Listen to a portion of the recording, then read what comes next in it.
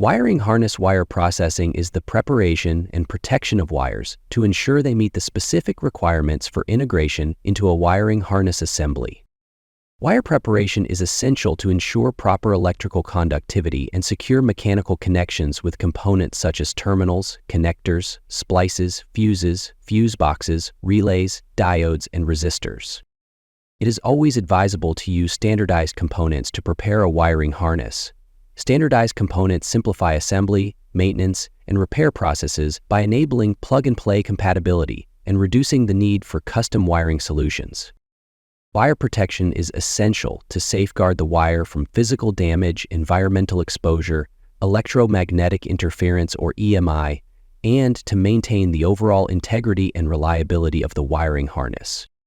The processes involved in wire preparation are cutting, stripping, wire termination, labeling, splicing, and connector installation.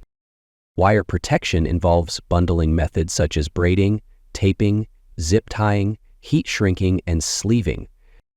After each process is performed, the efficacy of the process is tested using a few testing steps.